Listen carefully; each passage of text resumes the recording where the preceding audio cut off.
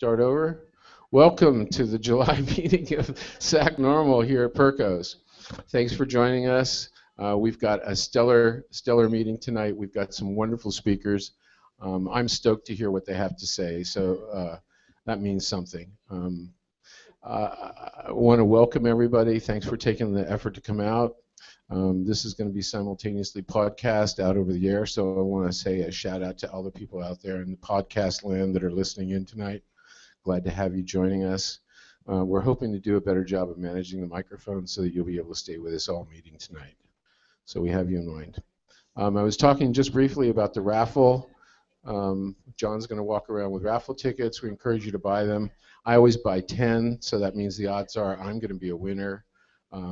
If you don't buy a ticket, then you're not going to be a winner, right? That's the way that works. Okay, so tonight we have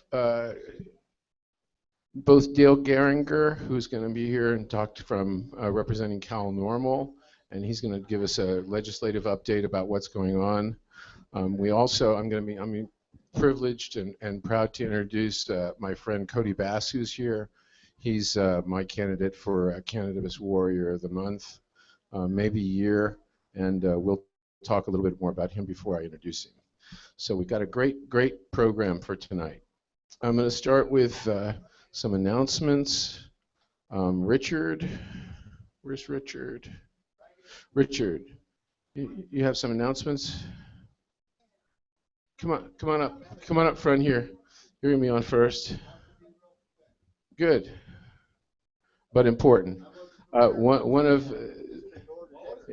Member of the board of SacNORML here and an ardent advocate and frequent legislative testifier, Richard Miller.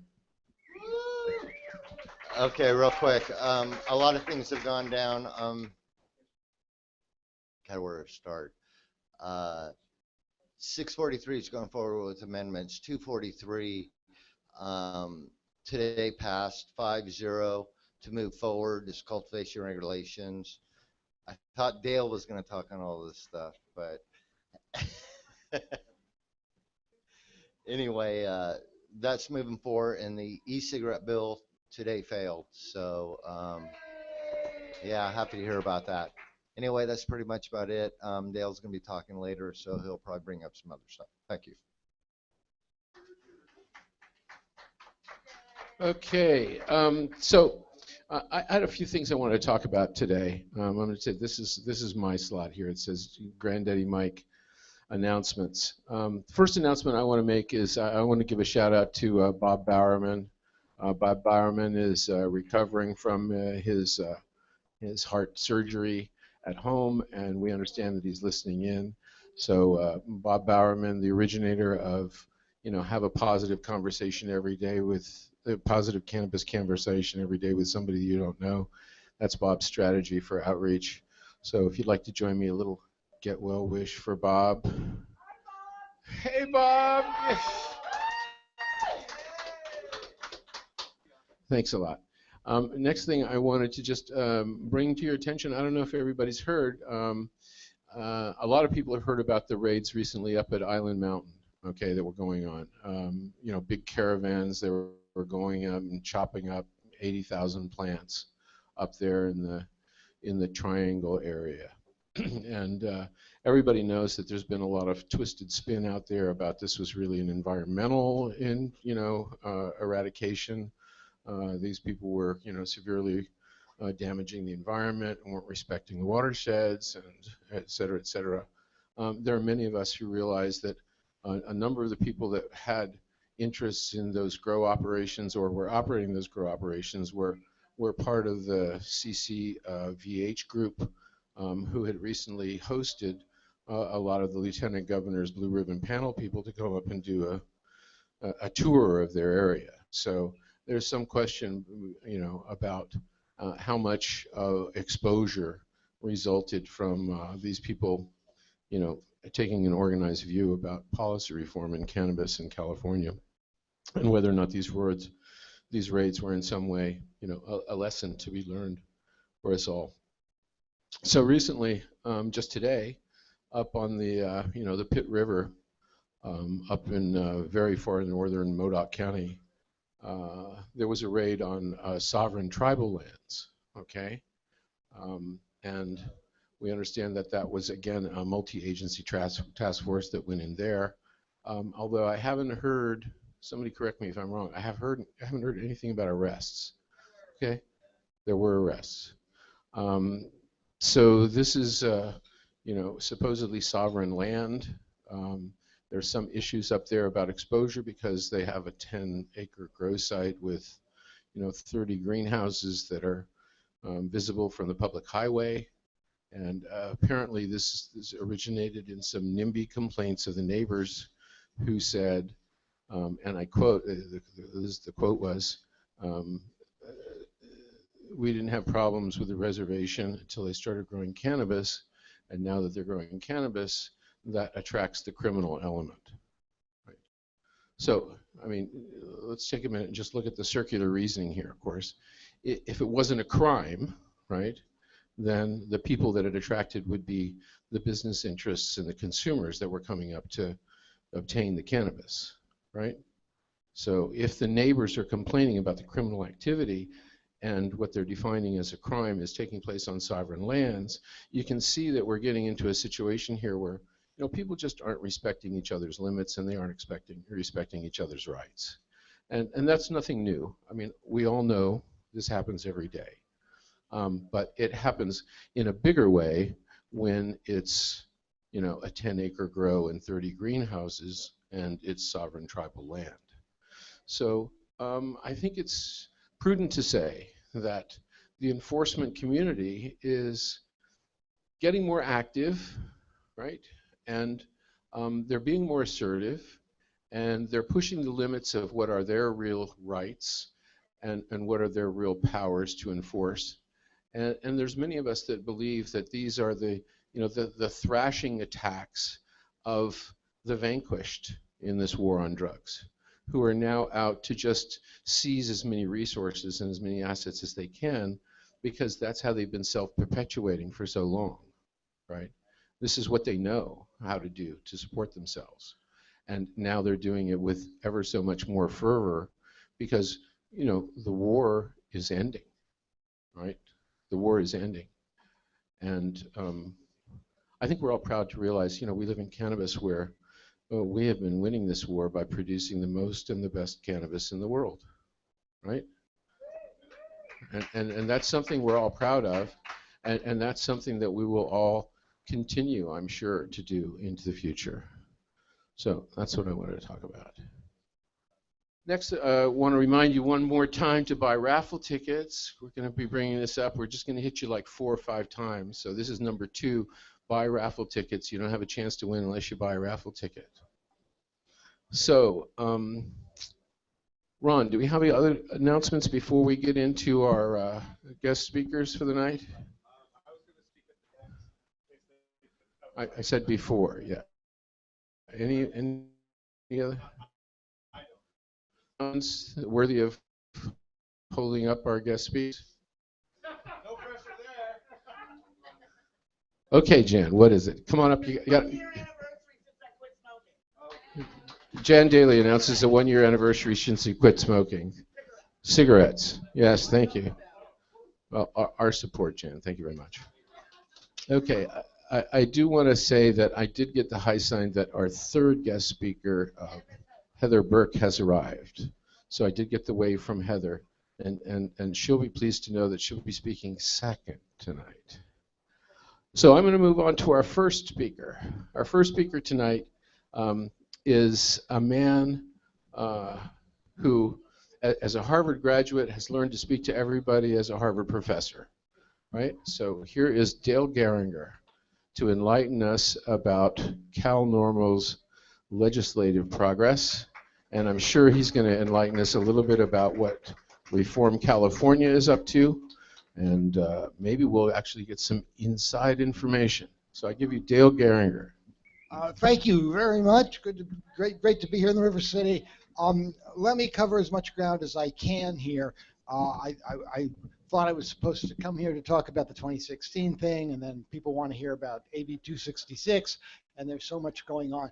Just briefly, AB 266, the medical marijuana regulation bill, was supposed to be heard today, but they're postponing it because they have massive change amendments that they want to absorb into it. We had California NORML objected very strongly to language in that bill that would have allowed local governments to ban or regulate or limit personal use, possession, or donation, or cultivation, or anything of marijuana for anybody.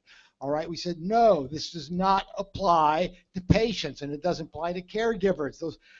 It only applies to commercial entities. Fortunately, it's the health committee agreed with us on this.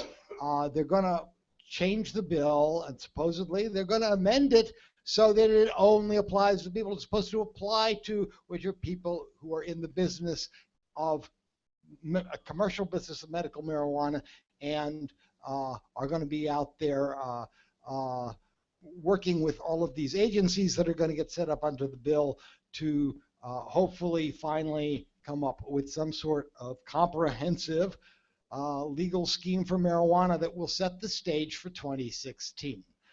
There's a lot of other provisions in this bill. There's some controversial stuff. Most of it doesn't matter. This bill, AB 266, mostly wouldn't even take effect until 2017, which is after the 2016 initiative.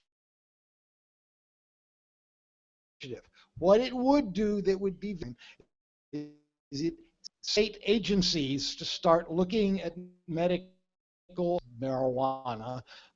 In particular, the Department of Agriculture would start to get involved, be a new division of cannabis in the Department of Agriculture, another one in the in the Board of Equalization, another one in the Department of Public Health, and there would be a new agency above it to sort of in the governor's office or somewhere up in the stratosphere that would coordinate all of this stuff. So you would finally have some state agencies that would start to take responsibility, and since it's going to take at least a year or two for them to get their bureaucratic shit together on this, it's help starts now, because otherwise it's just another year of delay.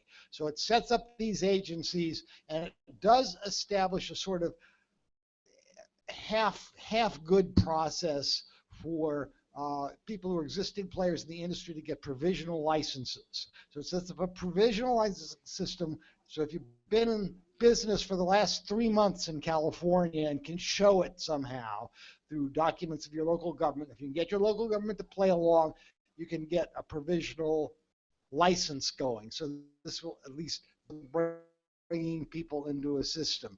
But it's certainly not the answer, and we expect that it will be by the 2016 initiative, which is still actually unwritten, at least from our standpoint. And let me say, the Coalition for Cannabis Policy Reform and the reformca.com, which has been working on a coalition initiative for now a couple of years. Our members include the LEAP, ASA, the Emerald Growers Association, the California Cannabis Industries Association, Students for Sensible Drug Policy, the NAACP, the William C. Velasquez Institute down in Southern California. So this is a disparate group of coalition which are working in concert with the Drug Policy Alliance and MPP.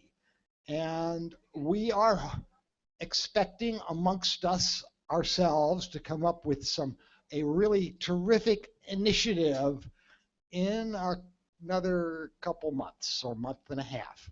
And you may ask, why the delay? How come we don't have the initiative language out there like half a dozen other people do who've already submitted initiatives to the Secretary of State? There's 2 good reasons for this. First of all, we're still waiting on what happens with medical marijuana in the legislature.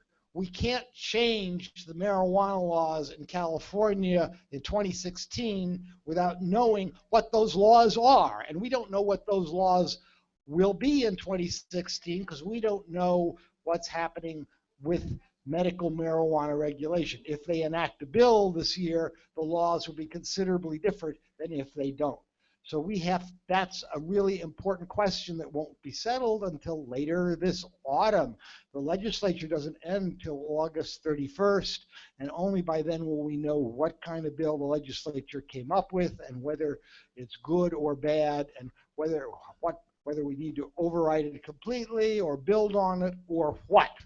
So that's a huge issue that's hanging over everybody who's thinking about this. The other issue that's hanging out there is the lieutenant governor has appointed a blue ribbon commission to study cannabis legalization. And they have a whole panel of experts that have assembled, many of whom are really good friends of ours and who have so far issued some very sensible recommendations. But we want to listen very carefully to what their final report is going to say. And that report was supposed to come out yesterday, but due to unavoidable bureaucratic problems, won't be out for another 2 or 3 weeks, maybe toward the. So we want to be sure we know what the blue ribbon, what the Lieutenant Governor's Commission wants, as well as what AB 266 or whether AB 266 is going to have to be dealt with. We need to wait on those things before finalizing language. That much said, I can tell you that reformca.com, and you visit our website, reformca.com, does have some principles that we have been standing up for and advocating, and I believe will be part of the 2016 initiative, certainly if we have anything to do with it. So let me just run through the principles for the 2016 initiative that CCPR is supporting. First point is very simple: make marijuana legal for adult use, possession, and so forth, like alcohol. General model would be similar to Colorado, but we need adjustments here in California. California has a different history with Colorado. We have a long existing cannabis culture here that's been growing and producing this crop for generations now, and we need to make sure that those people are brought into the legal market as we go forward. So that's a really big concern, especially for us at CCPR and SacNORML. The other thing is, another thing is, of course, we're going to allow for personal use, possession, and all that sort of stuff. And personal use cultivation has got to be into it, and sharing with family and friends. Nobody knows what the best way to frame the personal use cultivation is. There's got to be some sort of limits on it one way or another. Most plants have said, most states that have done this, every state that's done legalization has had something like 4 plants in it, or maybe 6 plants at the outside. We sort of prefer an area-based limit. 100. I've always favored 100 square feet. There are maybe political problems with this. It isn't very popular with the public. When you poll the people about this, they say, what square feet, 100? That sounds like 10 by, I don't know. So we may not get that. We may end up with 6 plants. I don't know.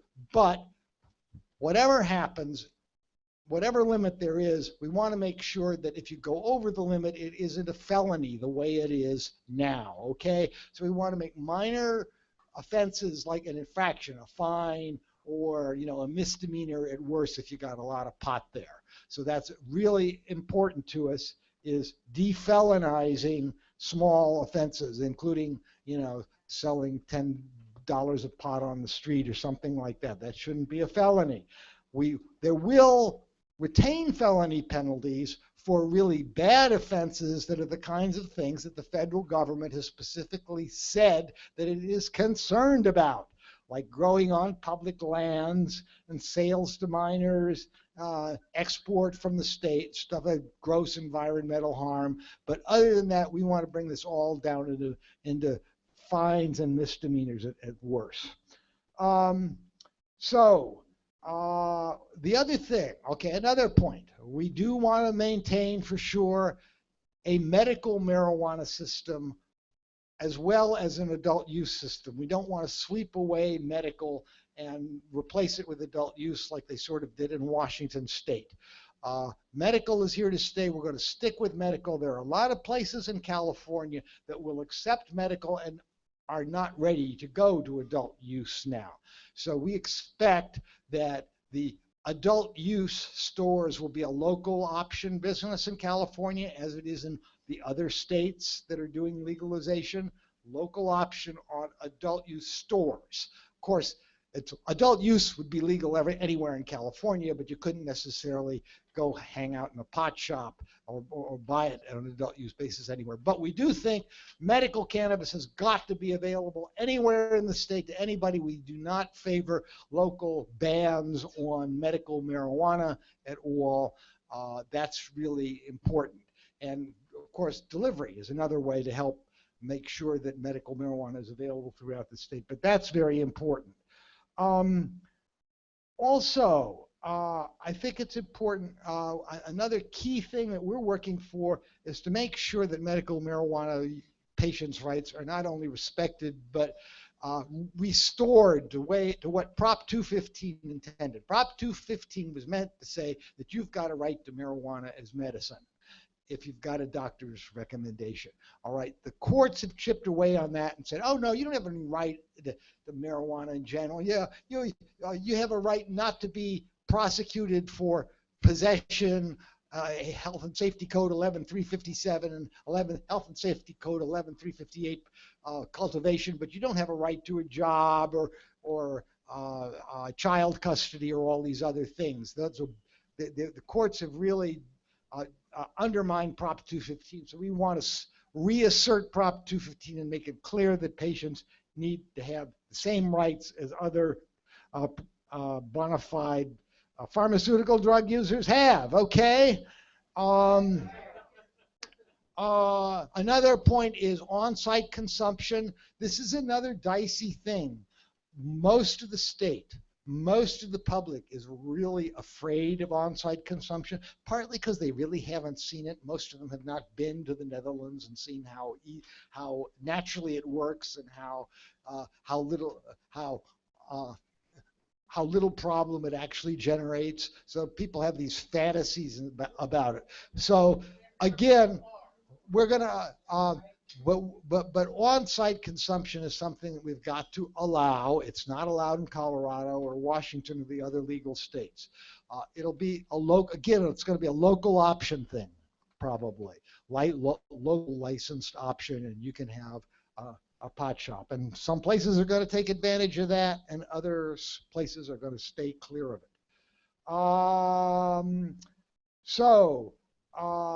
Another important point is dealing with prior felony convictions. This is a really complicated issue, as you may know from this murder we just had in San Francisco, where somebody who turned out to be a dangerous character was released because he only had, a pot charge, I think. Feds were trying to bring, I forget, anybody remember the name of that guy who they arrested in the shooting in San Francisco? And he had, and he had a prior for a $20 marijuana sale, which is a felony technically, okay? And so his felony record consisted of shit like that, plus the fact that he kept coming back from Mexico every time he was deported, which is another felony. So we have this bunch of felonies. But anyhow, just saying that his pot convictions should be totally dismissed and forgotten and erased forever in the first place is not something that's likely to be very politically popular. So we have to be careful. We have to allow for some case-by-case review on this, and this is language the attorneys are still working out, but it's still important that people with basically nonviolent felony records get to be able to clear those records somehow. Finally, of course, there is the issue of tax and licensing revenues for the state of California, which is an important consideration for the 80% of Californians who don't smoke pot at all. What's in this for us? Well, this will be a paying industry, and, we can raise a few $100 million for, drug education and treatment and youth prevention programs and emergency medical services and research on cannabis, which really needs funding. So that's going to be an important, and so this is going to be a new thing for the industry. There is going to be a tax. And there's a tax in Colorado, there's a tax in Oregon, a tax in Washington. How this gets split up is a big question that has not begun to be settled. Finally, another essential part of this initiative is it's got to be winnable. Polling is being done on all of this stuff. There's some stuff we would really, really like 1,000 square feet of free pot in your backyard that we know is unacceptable to the voters. We know it. So we're going to be carefully looking and seeing, how far we can push the envelope and where we have to stay back. But it does have to be winnable. But I am confident we can get a really good, strong initiative in 2016. And on November 9th, 2016, marijuana will be legal here in California. I urge you to visit our website at reformca.com. Reform California. Yes, we can in 2016. Oh, don't go too far, Dale. Dale, don't go too far. Got a couple questions for you. So first of all, I hear you speaking for CalNORML. I hear you speaking for Reform California. Is CalNORML endorsing Reform California? Yeah, we're members of the coalition. Yes, we will go with Reform California. Right. That's California NORML's official position. Okay. And how do you expect unity to occur in this industry, in this election? With all these different initiatives, and you're endorsing one that hasn't been written yet. Wait, hold on. I have not endorsed a specific initiative yet because we're waiting to see what the language is. But I am really confident that I see a lot of unity out there. I see a lot of people want to get on board, and we've been in a lot of discussions with DPA and MPP and all the other groups around the state. We've been from San Diego up to Shasta County, El Dorado, San Luis Obispo, Visalia, Oakland, you name it, okay? And we found an amazing amount of unanimity that this is the year, and I think everybody's going to coalesce behind something in a couple of months, which will be very clear that it's well-funded and well-written and has support from a broad spectrum of people, okay? So hey, it's going to be good, okay? Great. I'm looking forward to it being good. So the last question I had for you, Dale, was insofar... Very nosy. What? Nosy.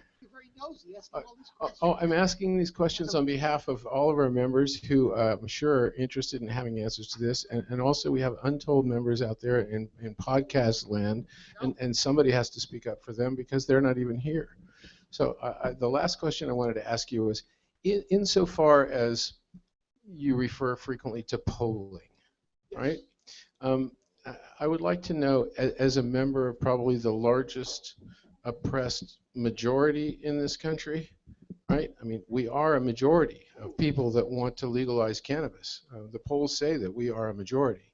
I want to know, insofar as we're already the largest oppressed majority in this state, right? Why should polling determine what we know will or will not work in this industry? Well, you're not right about that. We're not a majority. Pot smokers are a minority. They're at most 20% or 12%. And the people who favor... All right. Well, if you look at the polls the way we've done, and we've done a poll actually by a professional, well-respected professional pollster who the results, full results of which I cannot divulge publicly, but I can say that it shows that the support for marijuana legalization is very soft in California. And while the election is definitely winnable, it is also losable. There are less than 50% of the public really support legalization strongly. Most of them are sort of iffy, and they're really concerned about all of these things that people who are not here at this meeting tonight are concerned about. Unless do we have any soccer moms from LA down here? Or, no, hey, you're an imposter. Okay. There are large constituencies out there that we need to not get worried about this because they will make or break the election. So it's false to think that the majority of California is going to vote for any legalization initiative. They will only vote for the right initiative. But it's possible for us to cleverly write one that is really good for us and that they will buy. Great. Thank you. Thank you, Dale Geringer, SacNORML and Reform California, for your cogent thoughts. All right, next, we have a dynamic woman. We have a woman who has stood in the front line of the legal battle for cannabis in the state of California, and actually in federal court. Some of you may remember Heather Burke from her presence and as a co-counsel at the cannabis scheduling trial with Judge Mueller a few months ago in federal court here in Sacramento. Heather was one of those representatives. Heather has worked a lot on compliance issues up in Nevada County. Heather co-drafted with Omar Figueroa the craft initiative, the craft growing initiative, which some of you may recall was so good that the MCLR people wanted to incorporate it into their language, and subsequently Heather has just today signed on as a proponent of MCLR. So she has been a presence in this industry for years, and she's here to enlighten us about our future. Heather Burke. Hey, I'm here to talk today as a litigator. That's what I do. I do litigation. I am not generally the frontline litigator. I'm usually brought in because I'm sort of a constitutional research and writer, and I really get my rocks off in cannabis-related constitutional criminal defense, and I've been doing that since before I was a lawyer. I was an intern on Jovan Jackson's case and did Jovan Jackson's first trial in which he was acquitted, and then went to study for the bar, and he was tried again, and he was convicted. His conviction went up on appeal, and that case set the standard for dispensaries in California. After that, I went to work for another, right out of law school, I went to work for Omar Figueroa, who is an amazing litigator and is also a really good friend and is a wonderful person in our community of freedom fighters, because of the way that he taught me. And the reason I am a litigator is because litigating is actually easier than some of the policy work that Dale does and that some of the other folks do. Policy work is really difficult. People in our own scene, in our own group, all fighting for the same things, can be really mean to each other. And I find it really frustrating. And for me, the prosecutors are trying to put my client, Brian Pickard, into prison. And we have many federal cases all over the United States, and many state cases all over the state, mostly in the northern counties, but we do have a few Southern California cases as well. And I do ordinance violation cases in pretty much all the surrounding counties, counties surrounding Nevada County. And you know, the prosecutors who are trying to put our clients in prison actually can be polite.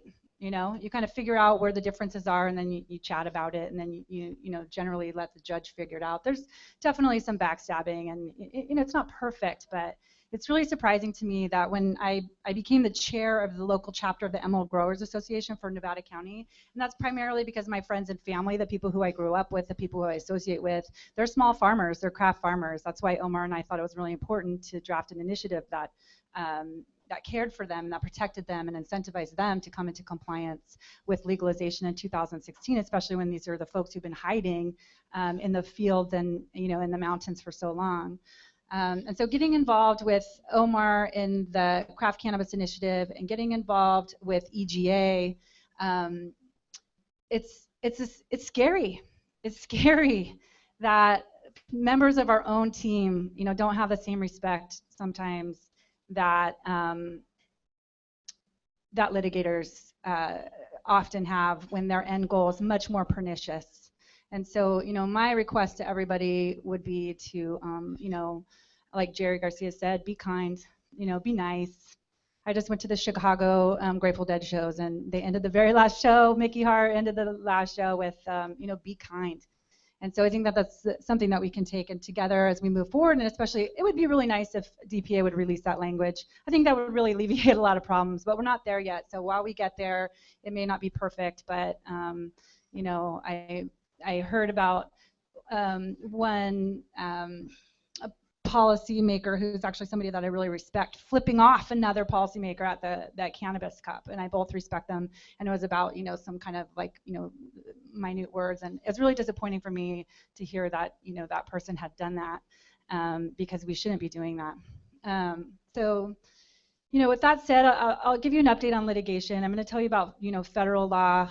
Because I don't do that much policy work, I am aware of AB 266. I admit I haven't read it since it merged with it had its most recent revisions on July 30th, and I have read the CARES Act and some of the other stuff. But in the courtroom, the law is the law, and what's coming through is is important to know, but it doesn't change necessarily at this time what our clients are looking at, what their conviction is. It definitely is something that we need to be aware of as we move forward into criminal litigation. But where we're at right now in the federal land, in the federal scheme, is pretty depressing. I actually was thinking it was really good.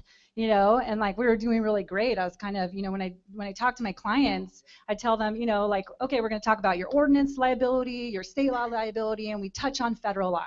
It used to be the opposite when I first became a lawyer 5 years ago. We'd have a lot more to talk about, especially with big grows, about Fed law and what your liability was there and how that kind of shakes out, right?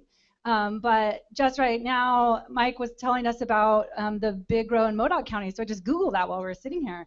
That's actually a federal search warrant, a federal raid on an Indian tribe land, which is really interesting because, I've been thinking hey, because we got the Indian country memo that came out a few months ago, the Indian tribal lands are being treated as sovereign nations, as they should be, and if they want to go big, go big. It's, who are we to say what you should do on your own tribal lands? We shouldn't be able to say that. So now that the feds have done that and given them sort of the authorization, although arguably it's not authorization, but whatever, it sort of allowed them to go forward with these big grows that are happening. A lot of tribes are doing this, and so to note that it was actually the Fed DOJ that went and did this is a really disheartening, because the tribal officers are generally duly sworn officers. They're tribal officers and they're also federal police. So if the federal police is actually your tribal police, and it all becomes one in a way that state, and Fed law enforcement officers generally don't do, then it in my mind was giving greater protection to the tribes to do this. So just reading that today was actually really disheartening. Although, I should say that they said that they had something like 100,000 plants, and it's the biggest grow that's ever occurred in the Eastern District. So, there is something to be said maybe for, there wasn't that many. Oh, how much was Eddie, by the way? I'm not sure.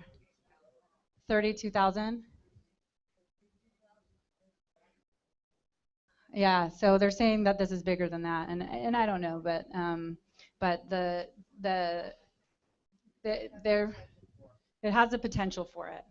So, but it also does say that the DOJ actually came to the tribe and told them like, hey, we're going to do this, please chill out, and that they refused to do it. So, I mean, it's going to be more complicated. Nothing's ever so clear, right? But it is really frightening to know that even though they have not only the, the new policy enforcement that came out of August 29th, 2013, and also the additional Indian country protection that this is still happening. So, we are winning the war. It's true, but there's still people going to prison every single day. There are still people that are looking at a significant and serious amount of time. I was just talking to a friend when I was in Chicago, was telling me about her boyfriend who got a 10-year mandatory minimum 5 years ago. He's still in custody. It seems like, oh, so much has changed in the last 5 years, but there's still people sitting there in custody today as we speak. While we're sitting here, we're drinking. Once I'm done speaking, I'm going to get a glass of wine. I'm going to drive home. When I get home, I'm going to smoke my marijuana.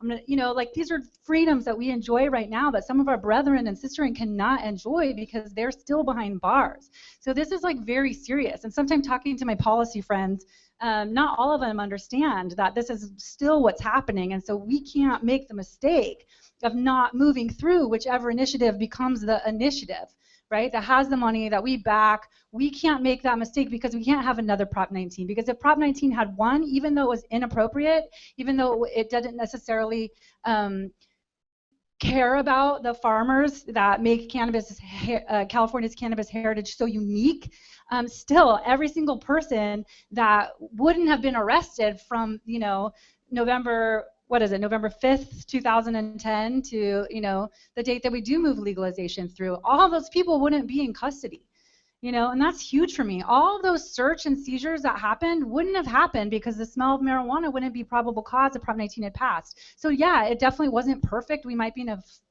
more arguably a very messed up state. It certainly wouldn't be great, but for me to see people who go to custody, me to see pregnant moms who were at the grow and who are getting arrested and who are delivering their babies, or when the feds pick up the case and you have to tell a mom like, hey, I'm so sorry, the feds picked up your case, you're getting transferred.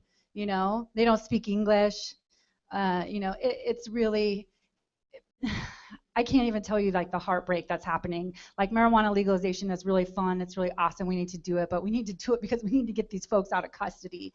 We need people that are regulating marijuana with clipboards, not with guns.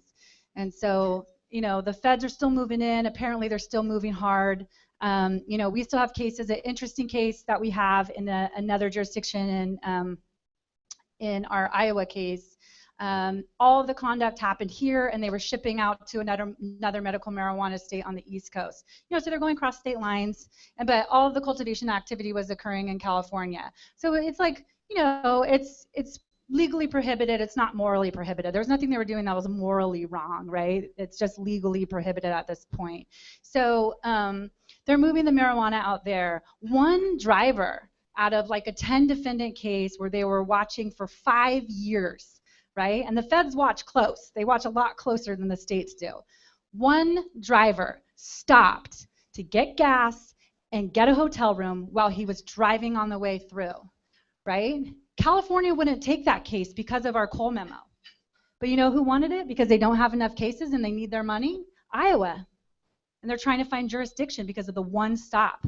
In a 10 defendant case, hundreds and hundreds and hundreds, perhaps thousands of pounds of marijuana originating in one state and ending in another, right? And money being shipped back. They find one thing in a non-Cole memo state, and they've indicted everybody there. So all these people are now looking at mandatory minimums in a case where they have no Cole memo protection. Not that the Cole memo is very protective anyways, but so there are ways that they're getting around some of this relaxed enforcement in the medical and legalized states. So it's really scary. So that leads us to the Pickard case. So the Pickard case, we had a week-long trial on the medical and scientific data supporting or not supporting marijuana's inclusion in Schedule 1 in the federal Schedule 1.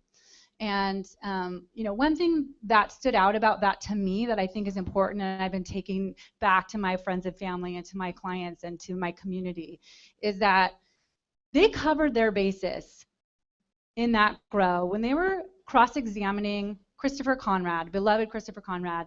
They were cross-examining him. They made sure to enter into evidence the pesticide use and the, the avid and how they were storing the marijuana in basically like an old bathroom. The bathroom wasn't for use anymore, but they had the tups and it was full of the untrimmed marijuana that was in the shed. It was essentially a cabin that was dilapidated and they were using it as a shed. And they had the marijuana in there. There was definitely avid around. There's definitely some other stuff. And this is on one of the grow. It wasn't on our client's grow. There was, I don't know, five or six different grows that were involved and all linked together. Interestingly, linked together through a water truck that went to everybody on a similar hill. So, right? That's like the defining, like how they indicted these pieces to get people together, is they were all using the same water truck guy. So anyways, the feds covered their bases by making sure that if the judge did find that maybe marijuana did have a medical value, not this marijuana, right? So that's something I've been taking with everybody, is like, there isn't these pesticides that are not safe for human consumption. There's an argument that your marijuana is not medical. Marijuana may have a medical value, but even the feds were smart enough to cover their bases so that if the judge found that marijuana did have a medical value, she could have denied it on the fact that this particular grow was not medical because the pesticides were not safe for human consumption. And that leads us to really back to state law and issues that are happening in state law litigation right now, because we have a lot of state law state law criminal cases as well. And one of the things that I find is really interesting is that, as particularly in Nevada County, but I think in the surrounding counties, and I think it will probably spread, is that if you are trying to get a medical marijuana defense, if you've been arrested and charged in the county courts, and you have all this pesticide and you guys got to go to a jury trial, that argument might get you a marijuana conviction for unlawful, non-medical cultivation, because it is very easy, I think, in this day and age to argue that if your marijuana is so pesticide laden that it's not fit for human consumption, that it's not medicine, and so therefore you're not producing medical marijuana, so therefore you don't get the medical marijuana defense in court, so therefore you get a conviction, right? So this is something to think about in everything that we do right now relating to marijuana. Well, we don't have regulation yet, and our folks are still begging for regulation, is to make sure that your grows are righteously conducted. Make sure they look like it's medicine. Make sure your heart is there. Raid up in my county recently, and it was the Hmongs. And it was not a righteous grow. The NARC prosecutor is actually in my office this morning on a different case, and we were chatting about it. He's like telling me all about it. And it's pretty nasty. It's nasty. And I think we need to do some of these like kind of that are coming up around, right? We are not them, right? They are not us. There's a difference, and we need to separate ourselves and distinguish ourselves. Is what they're doing morally wrong? I mean, if they're selling it as medical marijuana to somebody with cancer, there's an argument that it's immoral, right? If they're not, then it's just prohibited conduct, and we all deserve the same protections for conduct that is not morally wrong, but is simply prohibited, right? It's a lot more gray, right? So it's like, it's hard. Not everybody's going to be able to move through, there's issues with indoor growing, and there's certain issues, and there's issues about what California says is organic, and what it is okay and and consumable. And so that you should just at least do the research and tell your friends to do the research and make your own reasoned decision, like why this particular nutrient is okay but this one isn't, or whatever. Another thing is water diversion and environmental degradation. I went and met with the board of supervisors in Nevada County in my capacity as the chair of the local Emerald Growers Association, and I said, what can I tell people? Like, what's the biggest thing about marijuana grows that freaks you out? Is it like, a bad element? Is it this or this? And they're like, no, they're coming here and they're clear cutting our land.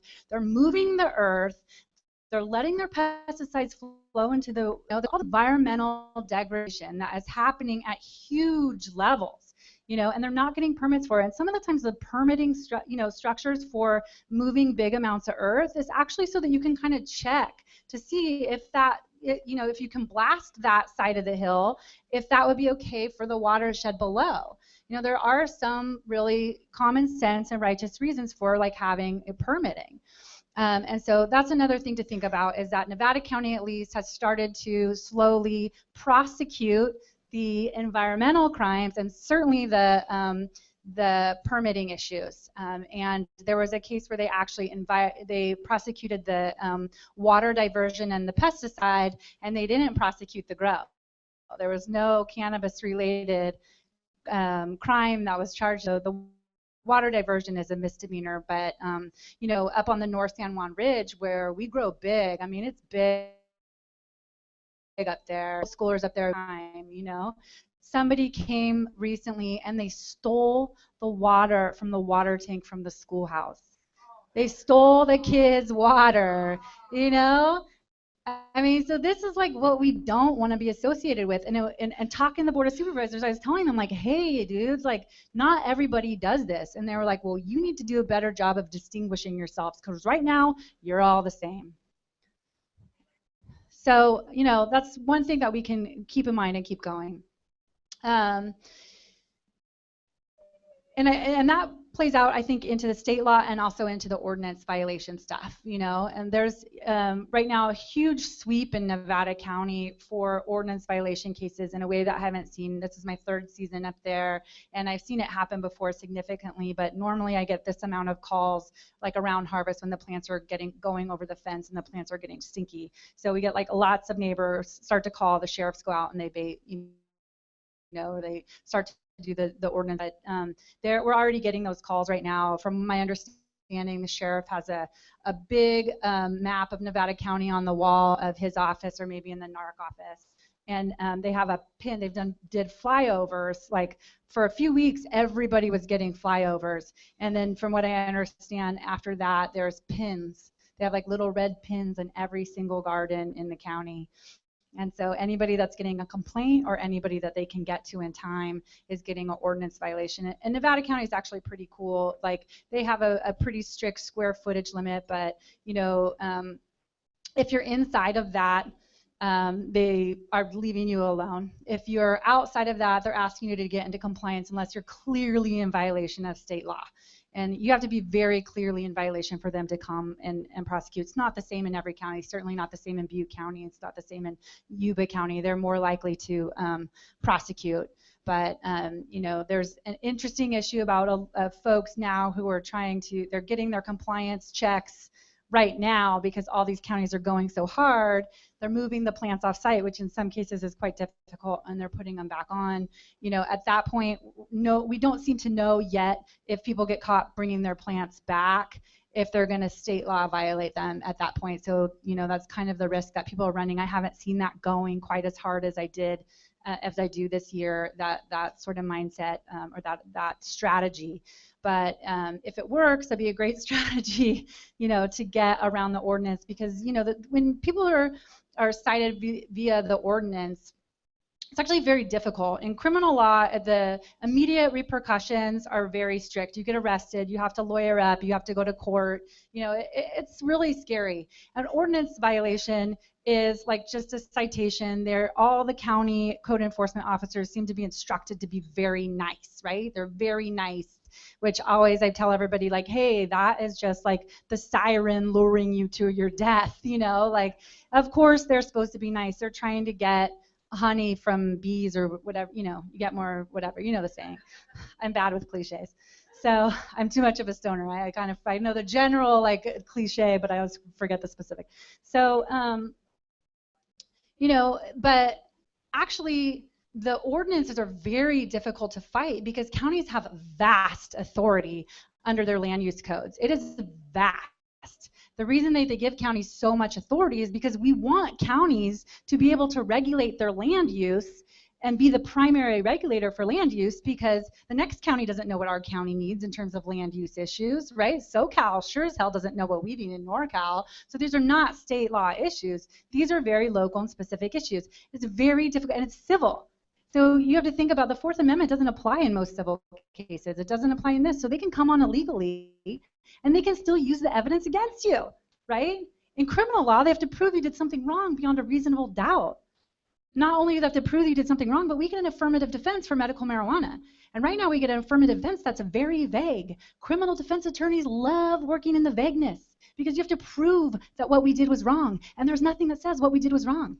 There's nothing that says that you can't have a grow at 2 different houses for the same collective, right? Nevada County did try to say that that was true, but it was not true because it's nowhere said, you know? So, but land use issues are not the same. You don't get affirmative defenses. You're either in your square footage or your plant numbers or whatever the heck they want to, you know, whatever the ordinance is. Or like Yuba County, you have 1 plant, you're outside of the ordinance, you know?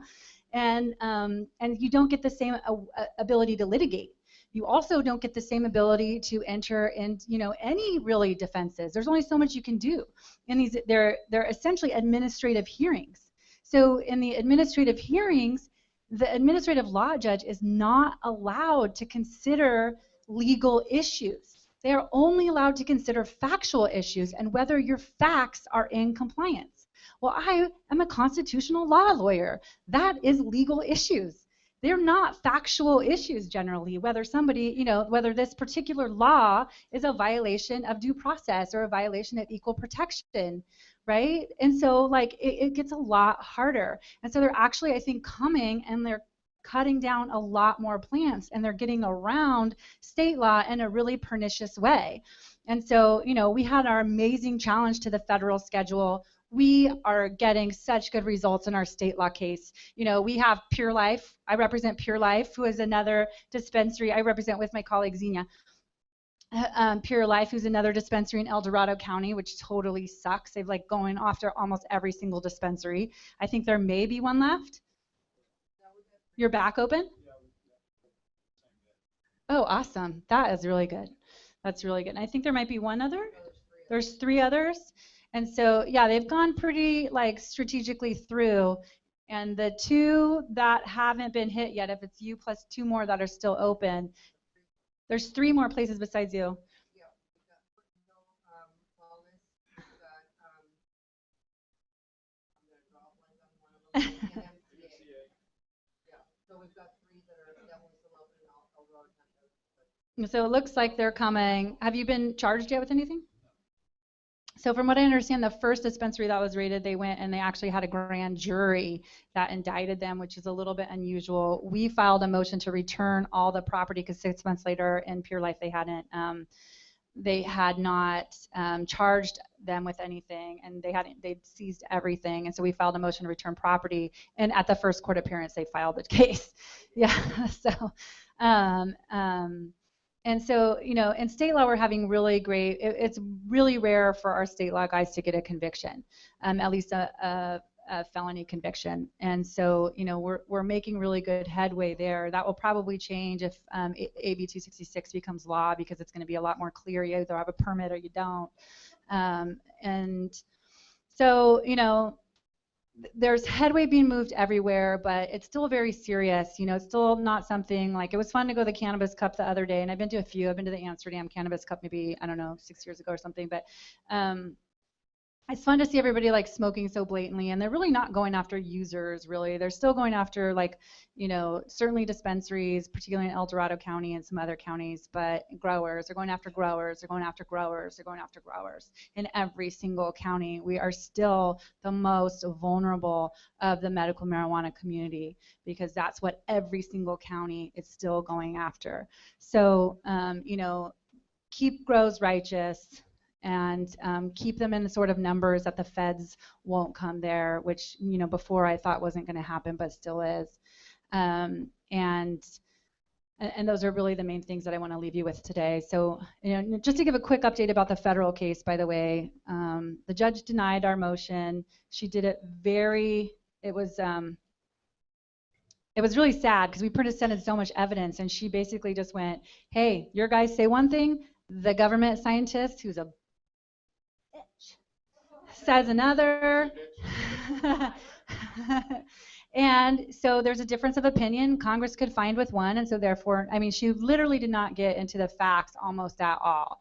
And so, and she also said, because during the litigation, in fact, after the evidentiary hearing, Section 538 of the 2015 Continuing and Further Appropriations Bill was signed into law by Obama in December. And we said, hey, now we have law that actually solidifies our equal sovereignty argument. Now we have law that actually supports our selective prosecution equal protection argument. Now we have law that shows how stupid the Schedule 1 classification is, which supported our first, equal protection challenge to the scheduling itself, right? And she said, no, you guys didn't properly, amend your pleadings, and so therefore I'm not deciding. So we did a quick motion to consider, knowing that she wasn't going to reconsider. But we did a motion to reconsider, saying, hey, we did set forth Section 538 as additional grounds. And she said, she responded and said no. So now we have a motions deadline in that case for all motions, your kind of standard round of motions, which are basically search and seizure motions, motions to dismiss for a vague indictment, motions to dismiss for other kind of constitutional protections. And I think by denying that motion, she also, our reconsideration, she also is giving us grounds to have a separate Section 538 motion. But I will tell you that there are all the defense attorneys are in active negotiations to settle the case. And so it may be that the Section 538, at least in our case, does not get litigated because the case may be resolved by negotiation, as many, and in fact, most of criminal cases are. I think there's maybe 1 or 2%, and it's less in federal court that go to trial. So that's where we're at there. There is a possibility that our case will not be appealed. If the government puts their foot down in negotiations, your client either has to do 10 years, or 20 years, or whatever they're trying to get, or he waives his right to appeal and he takes 5 years. So it might be that the Ninth Circuit never actually sees this challenge, which would be really disheartening. But that does happen because that's sort of the nature of the game. If you're the criminal defendant and you're looking at 25 years, and we've seen from these other cases, the Ninth Circuit ain't going to grant it, and the United States Supreme Court ain't going to grant it. So let's hope Congress does it. I don't have a lot of faith in that, but let's hope that they do, because there is movement that way, and we are clearly winning. How that winning comes out, judicially, legislatively, I don't know. I have no idea, but it's not over. We got a lot of work to do. So let's be kind and let's do it.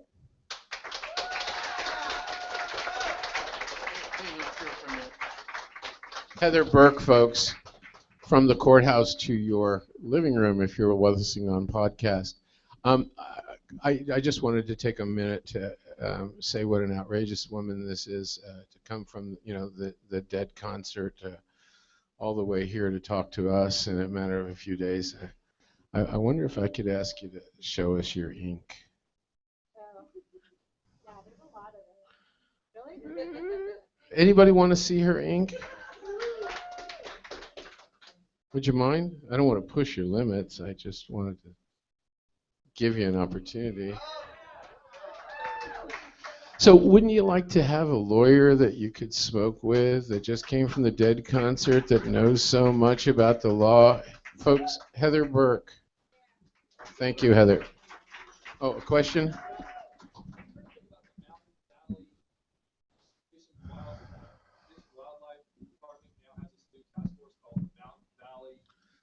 Questions being asked about the Mountain Valley. I don't think Heather knows. No, it's in this area. It's the Sacramento area. It's the task force wildlife.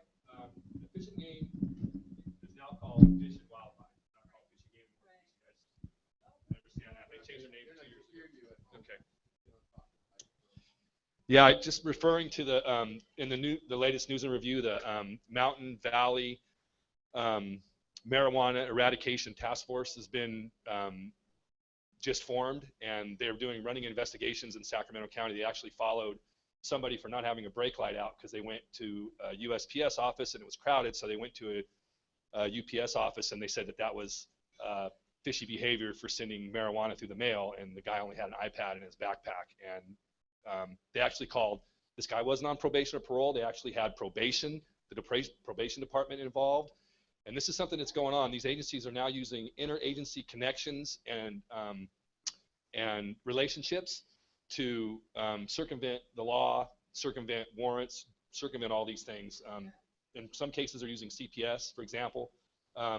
I have a friend that they came to their house and there was no laws being broken, so they called CPS on the wife and the child was taken out of the home. So this is something that's been going on. I just wonder if you know anything about that or if you're aware of it. Thank you.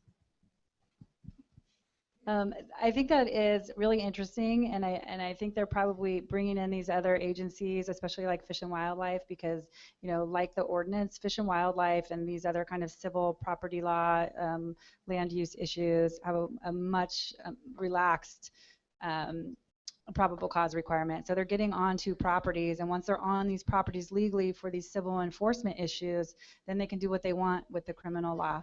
So it's really pernicious actually right now, the way that they're getting onto land in a way that they weren't before, the localities got hip to the ability to get onto land via land use codes. So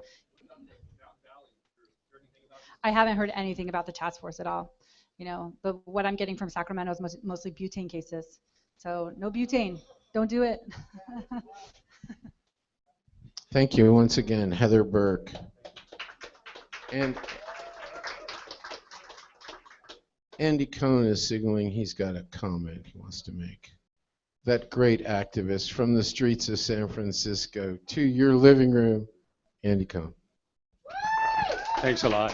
Thank you very much, Heather. We really appreciate it. On top of working in the field, I've been a water activist for a lot of years. And I think it's imperative that the marijuana community take a key role in saying water use, we invented water use. We know water use. We know shed growing. We know all of these tricks to make sure that we're utilizing water to the best of our ability.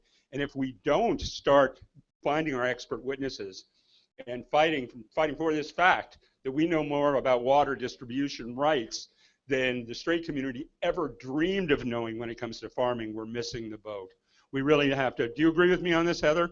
The fact that we know so much about water growing and water use in growing, I think we really need to take a major push on this and be the front lines. We are the people that know how to farm with limited use water. That's my opinion.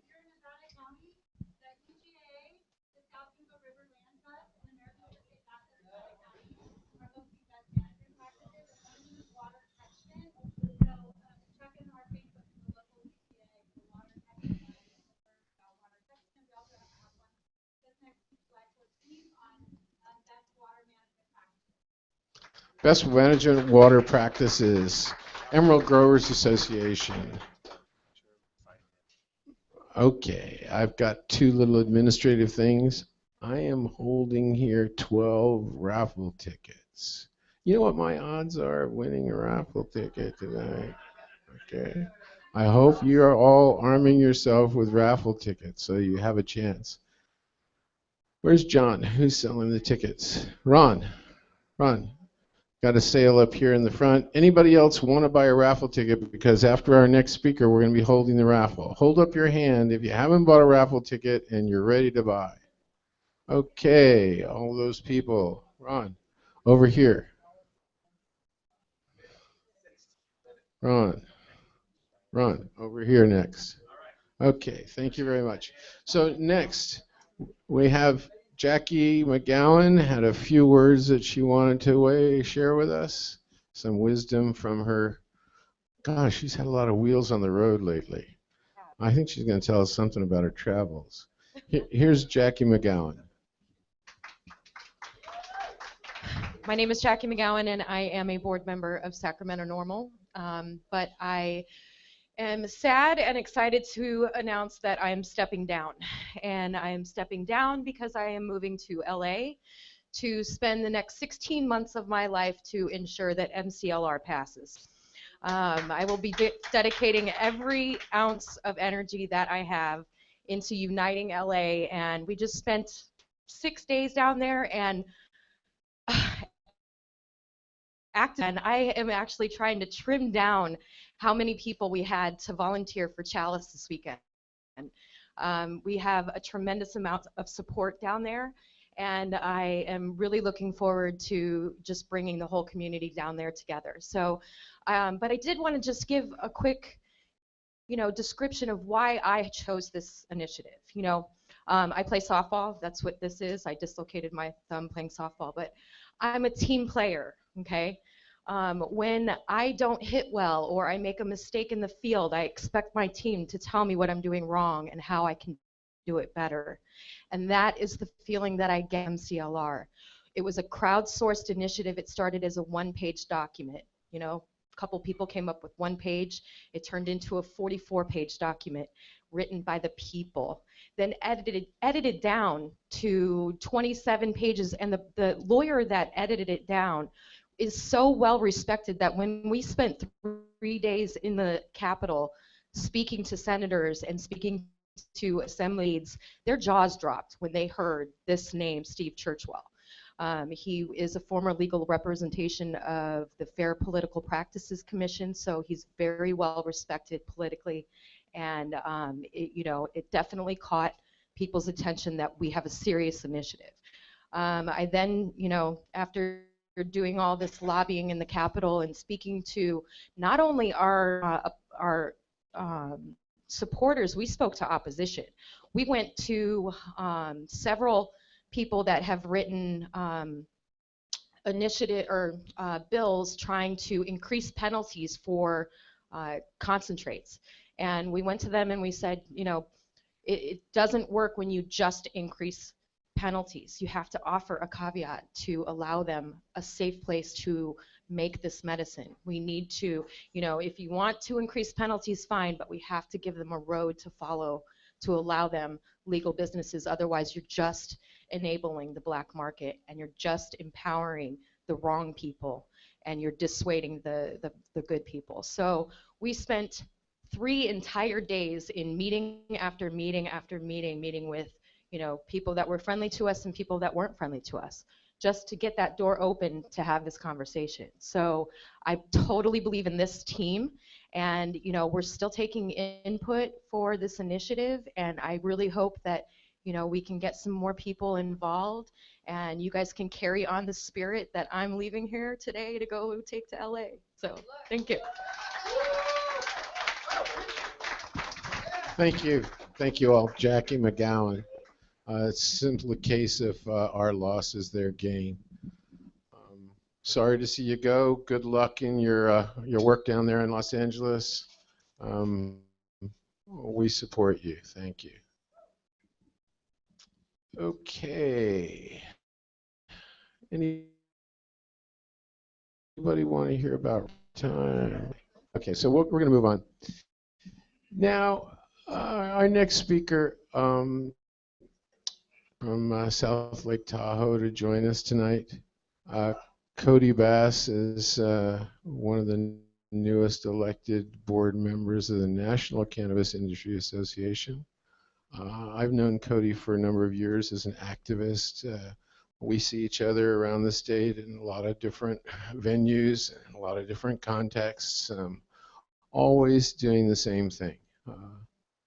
I've been impressed with Cody for years because his heart is really in what he does. And I'm sure you'll hear that with the words that he's going to share with us. Cody, you may recall I mentioned last month, he's the founder and chairman of the board of the Tahoe Wellness Association. And I'm sure he's going to talk about their raid. But you'll recall last month that I said, I'm not going to take too much wind out of his sails, but you'll recall I told you the raid started at 8 a.m. simultaneously in multiple sites around South Lake Tahoe. By 10:45, they were kind of finished with doing all of their search and seizure of all the assets. And by early afternoon, Cody was talking with his staff and coming up with the strategies about how they were going to proceed and what they were going to do next. And by 6:45 that evening, they were open. Their patients were coming in. Their patients were getting serviced and getting their medicine. And I'm sure you're as proud as I am of Cody and that whole community that they've been serving those patients ever since. Yeah, so that's a nice hand for Cody. Cody, come up and tell us about what you do, who you are, and where you're going. Cody Vass. All right. Well, thank you, Granddaddy Mike, for the introduction. Yeah, it's my first time here at the meeting, and I know you guys have been meeting here for a lot of years and done a lot of amazing work. And you know, all of us throughout this movement have really come a long way from where we ever thought we could be.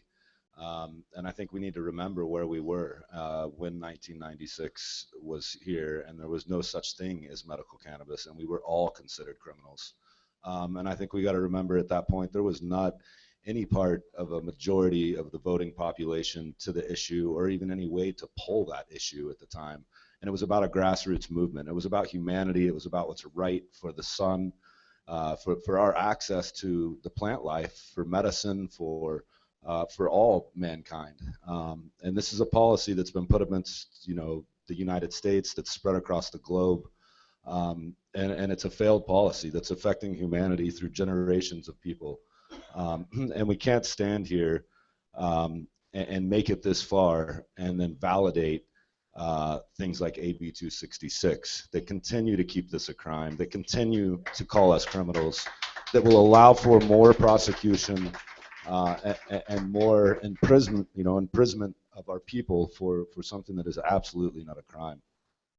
And I think we all need to really, really understand where we've come from so that we know how to navigate where we're at. And if we look at where we're at in California in the 18 years of, you know, from 96 to now, I think we've done a remarkable job as a community, as people, to show what this is in society and to show that this is not a harm to our society. If you take our track record of thousands of dispensaries up and down the state for 18 years, and you look at violent crimes in those dispensaries, you look at any type of robberies or the crime associated around the dispensaries, and you compare that to a liquor store, you compare that to a CVS, you compare that to any other industry on the streets, and it shows our track record to be very, very positive, and also that we know how to run our businesses, that we know who our community members are, and we know how to embrace this and bring this into society. So I believe we are at a more important time than ever with what's coming forward in the Assembly. And mainly I'll focus on Assembly Bill 266. Well, first, actually, I'll talk about what happened to us on June the 1st, because really that is what makes me know that I'm not ready to jump in bed with these people on any level. So we are licensed. We've been in Tahoe for 6.5 years. We were the first dispensary, us and a man named Ken Estes, who's a very respected man that I'm sure some of you know. But had also we had also both opened at the same point with no local ordinance on the county books or the city code that said we couldn't be there. So we were existing under Prop 215, SB 420, and the AG guidelines. I was very blessed to be from, you know, the community, have been in Mendocino growing since, you know, 98, since I was 18 years old. And a day where we were wearing camouflage and running around through manzanita bushes with helicopters, you know, basically trying to take our livelihood away. And so I found a real need to protect myself and to bring in a legal existence for the members of my community. And that's really what got me engaged with opening a co-op or a dispensary. And I was blessed early on to go to Berkeley Patients Group and to really learn and see how a true cooperative is modeled and how you can set it up in a defendable way for your lawyers to defend you if you ever were to be prosecuted. And so I took that to the fullest interpretation I could understand, and that's what Tahoe Wellness has become. We are very centered around the fact that we are not for profit. We are a true cooperative. We're very proud that we've never sold an eighth over $50, and I would say 95% of the medicine we've ever sold has been under $45 an eighth. And that's because we simply cover our cost of doing business and we cover our cost of goods, and that sets our price of medicine. And I believe that interpretation will pull forward into the courts if we were to ever be or are challenged to be prosecuted. So That's how we've built Tahoe Wellness, and through this process, the city decided to put a moratorium up. At the time, there was 3 cooperatives in town that were open, and we basically were grandfathered under that moratorium. The city founded a commission. We were elected to the commission and the other 2 operators at the time, and we constructed an ordinance that's 27 pages. It's interesting. It's fairly, for California, one of the more in-depth ordinances, has a full application process.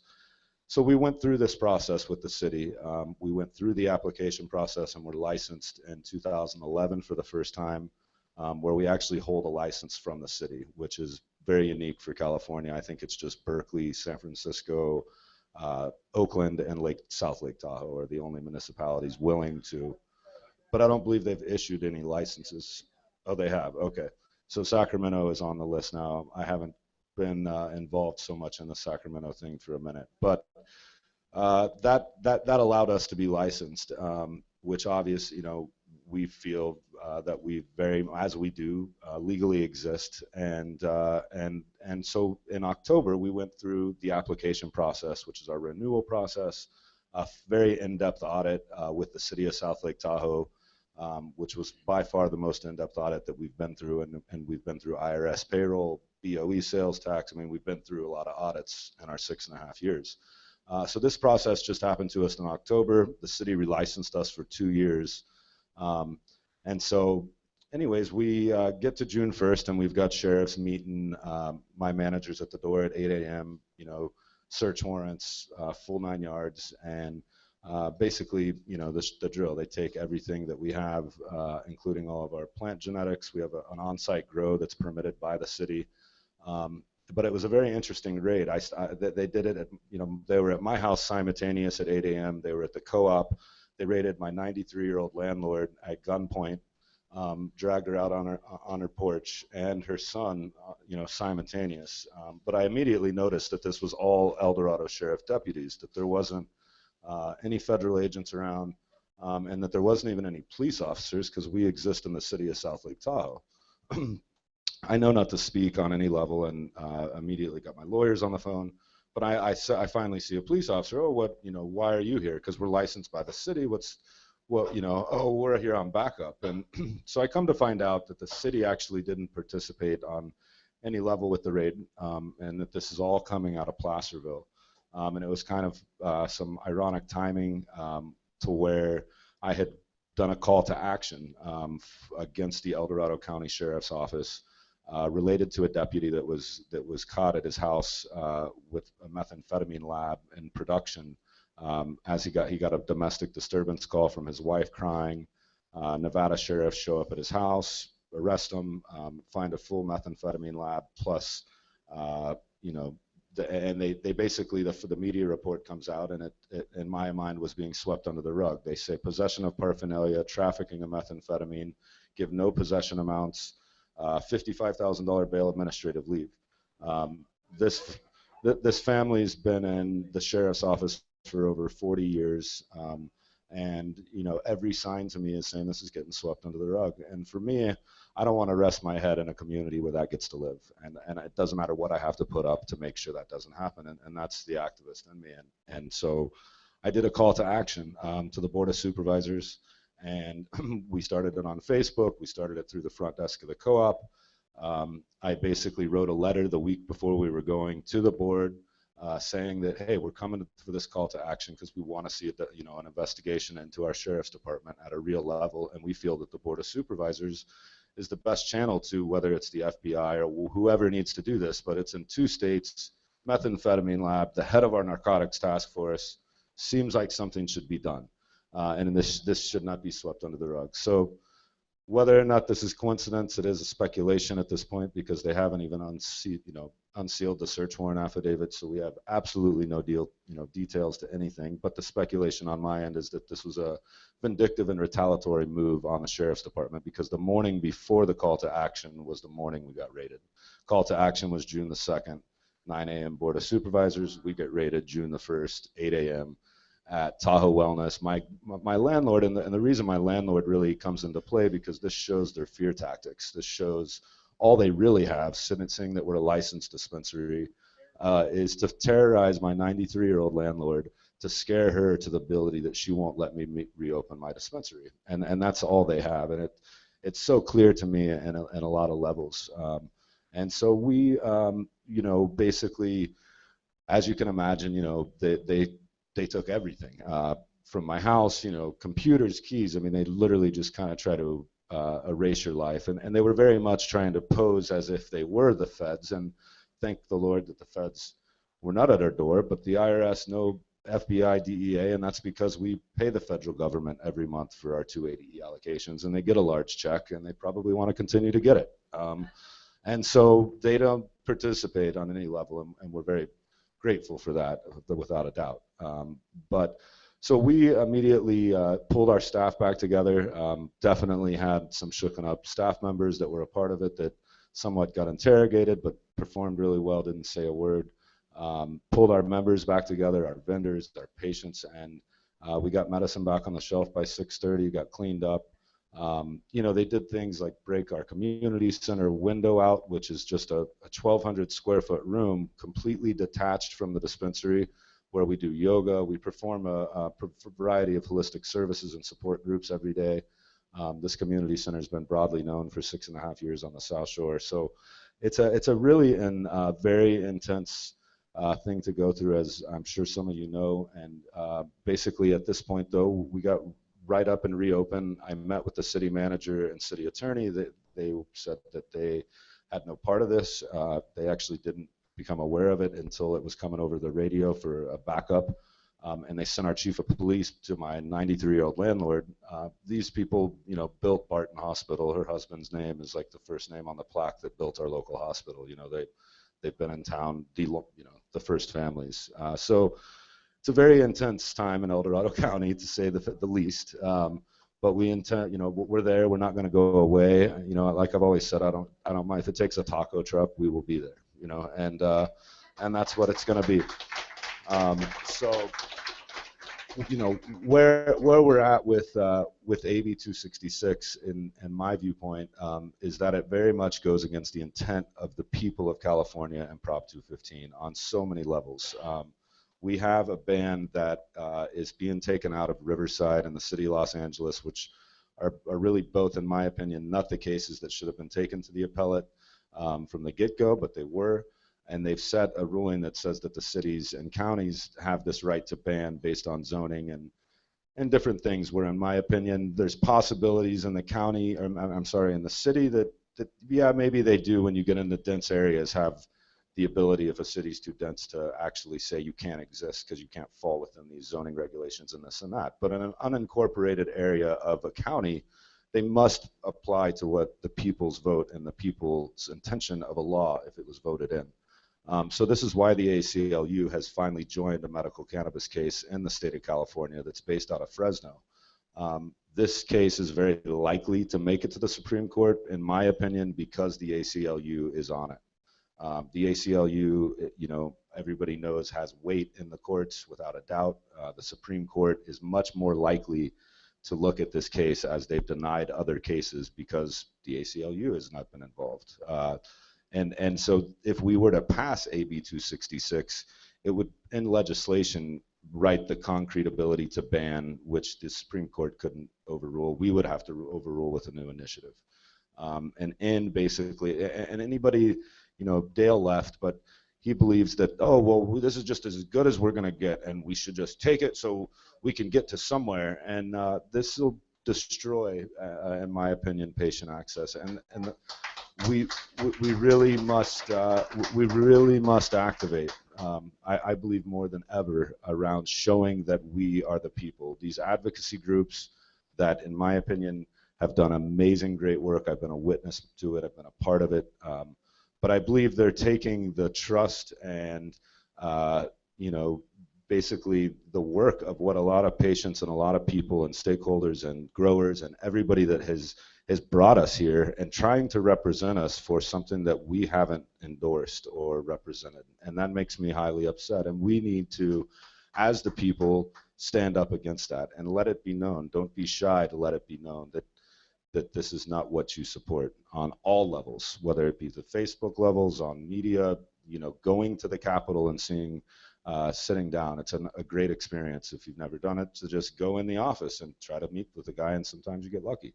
And you know, just having those conversations, the more that they hear this, the more opportunity we can most likely block this bill. And we did it last year with SB 1262. So there's absolutely no reason to believe that we can do it this year. And I know I can speak for a lot of major stakeholders, and including Stevie, D'Angelo, and stakeholders around the state that, you know, make a matter, are not behind this bill on any level.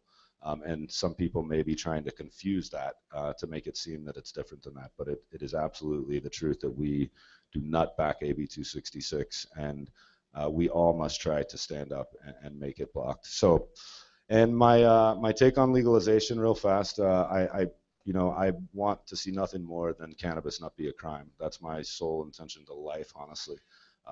You know, I really, that's what I feel like I live to see happen. But I also do not want to see the community and the people that showed me how to bring this fight forward not have a position in the fight. And it's not gonna be a fight if we make it where we really can bring it to, but we've got to have a pathway for people to exist. We can't continue to treat this as a crime. We cannot continue. My opinion on the fundamental points, which what Heather's done with Omar, in my opinion, is the best thing that I have seen presented in California. I can't say that I've done a whole lot of review in MCLR. It's been the craziest 4 to 5 weeks. I was really trying to be engaged through some of the CCPR process, but I disagree with them on a lot of points. Dale thinking that, you know, the public is not on our side, and trying to draft language based around polls, that we've won this battle. The people are on our side. We have to now show how we going to shape this future. And do we want eight agencies trying to be down our throat? No industry on the planet wants anywhere close to that. You know, we want to provide public safety for the people, which is very essential. But it's done across. We can do it with liquor and alcohol, which will kill me or you. You know, and there's no reason that we can't do it with alcohol in a very reasonable way. But we very much got to stand up, and we've got to fight for what brought us here, and fight for our rights. You know, the revolution will not be televised.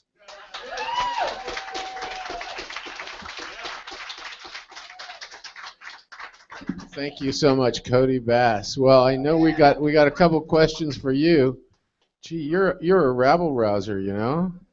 I can appreciate that. One thing I want to just say, and I'll say it to you, but everybody else can listen in. One of the easiest ways to shed the shackles of victimhood in this world is not to ever take them on in the first place. And I think you've done a real, stand-up job, right, of, just rebounding. What can I say? Just standing up and being not defiant in an aggressive way, but defiant in a stand-up, I will not be moved way, right? So you are a stone. You are a rock. You are not just a stone rock, and we really appreciate that. Couple of questions. Was the awful show sheriffs of El Dorado County present at your raid that you're aware of? I don't believe they were. I really don't think so. I was present for most of the raid at the co-op. They were at my house until about 10:30. Let me leave my house, and I went straight to the co-op, and I didn't see any kind of camera, so I don't believe so. Other questions? Other questions for Cody? Cody, I'd like to ask a question. Insofar as your election to the board of the National Cannabis Industry Association was one of nomination and vote by membership, right? Were you surprised? To be honest, I was actually a bit surprised. This is the national cannabis industry has done an amazing job at really, showing the industry at a national level as a true trade, basically trade association is what the National Cannabis Industry Association, I think, will become through years, and we need to have a presence on a national level. And so there's a lot of people that get nominated, a lot of people that really vie for the seat, and I did kind of no campaign because I've been so busy with so many different things. So when I got this email, it was actually a great surprise to me, but I'm very honored, and I really feel that the National Cannabis Industry Association will represent us on Capitol Hill. We just hired the first time a major lobbyist firm on Capitol Hill to lobby for the banking issues, and are putting real funding into making change at the federal level. So it's a great thing. Thank you very much. Folks, I also want to say I hope it's as obvious to you as it is to me why I would nominate this man, Cody Bass, as Cannabis Warrior of the Month. Right? Congratulations. Congratulations. And I know you stand for your whole community. And I'm so proud that your community recognizes you and stands behind and with you. And that's a real blessing. And something we can all benefit from. Thank you again, Cody Bass. And I don't know, I'd kind of like to have Cody come back in a few months and give us a follow-up. What do you think? Good idea? Okay, let's put that on the agenda too. Now, a few notes from our executive director. Here he is, Ron Mullins. Hey, you guys. Am I getting too close to the speakers over there? Okay, did anybody else, last chance for raffle? Come over here and see Keith while I'm talking. Looks like everybody covered most everything. The Blue Ribbon Panel, local legislation. One thing we didn't cover, 258 got signed by the governor. Who doesn't know what that means? Raise your hand. That means now you can get an organ transplant. Because before, your doctor could say, nope, you smoke weed, you can't get an organ transplant. All right, we're going to move right on into the raffle. Great meeting. Really appreciate all the speakers. And if anybody you know needs to hear anything in the meeting, we have the link up on the Facebook wall. What we're just going to kind of do a la carte. We got shirts, bags, lanyards. There's a vape pen battery. And so we're going to draw 7 tickets because we've got approximately 140 people, so 1 per 10, or 140 tickets. So just come on up when your number's called and you can pick from the table your raffle item. First person is number 294. 294. You must be present to win because you didn't write it on your name on the back. 294. All right, that was probably somebody who left. All right, last chance, 294. Next one. Okay, Marsha 1, 294. That's the first one. Where's Marsha? Go pick a prize for Marsha. You got to take it to her. Richard works with Marsha. It's legit. Oop. Next prize, a la carte. And she just bought one of those mouthpieces, so she probably won't want that. 239. Come on down. 559239. Woohoo! We have a winner. And you know those mouthpieces are amazing. I have one right here. You can put it in a bong, you can put a joint in the end, or you can put a pipe in the end there. Okay, next winner. This is number 3, right? Number 3 winner, 206. Come claim your prize. Woohoo! New people. All right, congratulations. And don't leave. I want to talk to you guys because all right, so that's number 4. Come on down, collect your prize. 237. 237. Woohoo! Jason wins again. Mike, your 12 tickets don't seem to be doing you much good. Not so far. Jason. Number 5. All right. 304. 304. Come collect your... Oh, Granddaddy Mike won one. All right. 2 more. 233. Come on down. And for you dabbers, you know we have a rubber mat so your dabs don't stick on it. 233. All right. I'd get that mat if I were you, because you guys' dab area is always a mess. All right, one more. Oh yeah, that I collected that Bang hat from High Times Cup. Bang was hooking it up. They had hats and shirts, and there was mouse pads. 273, come get your prize.